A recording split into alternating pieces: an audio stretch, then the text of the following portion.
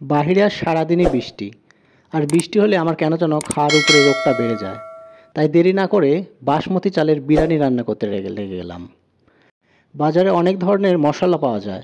সেই মশলা দিয়ে প্রথমে মাংসগুলো কষিয়ে রান্না করে নিতে হবে।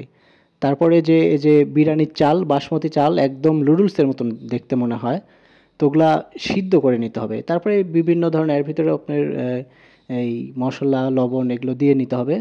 দিয়ে নিয়ে আপনার সিদ্ধ করে নিতে হবে। এমনভাবে সিদ্ধ করতে হবে যাতে ভেঙে না যায়। এই চালটা কিন্তু অনেক সফট। একটু রান্দা ঢিসমিস হলেই ভেঙে যাবে। যে আমি একটু টেস্ট করে নিচ্ছি স্বাদটা কেমন হয়েছে পেস্টের। তবে স্বাদটা খুব ভালো ছিল। আর আরেকটা কথা বলে লাগি, এই স্বাদ মানে একটু মুখরোচক করে নিতে হবে।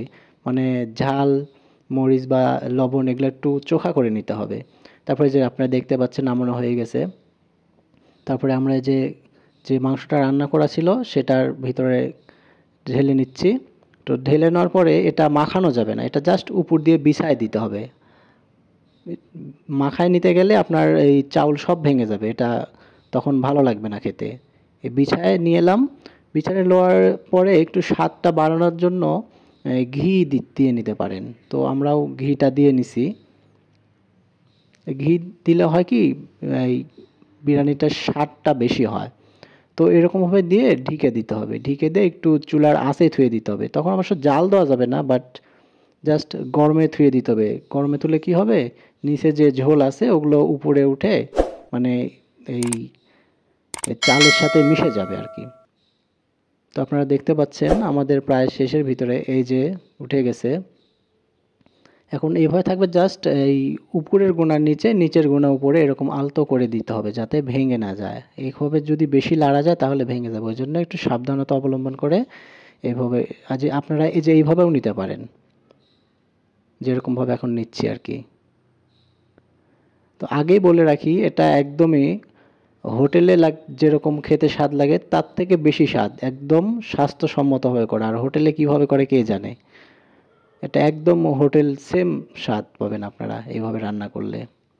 তো ভিডিওটা আর বেশিক্ষণ লম্বা করব না। তো আপনারা দেখতে পাচ্ছেন যে এইভাবে একটু মিশিয়ে নিচ্ছি।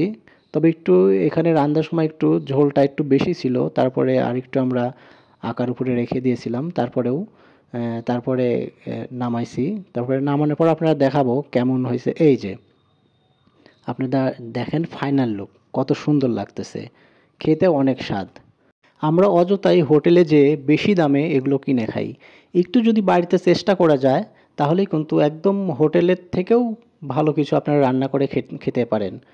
তো আমার এই ভিডিওটি কেমন লাগলো আপনারা অবশ্যই লাইক কমেন্টে জানাবেন। তো সবাইকে ধন্যবাদ দিয়ে এই ভিডিওটা শেষ করতেছি। আর যারা আমার শুভাকাঙ্ক্ষী আছেন তারা লাইক কমেন্ট শেয়ার করলে আমি আর কি ভিডিও বানাতে উৎসাহ পাই।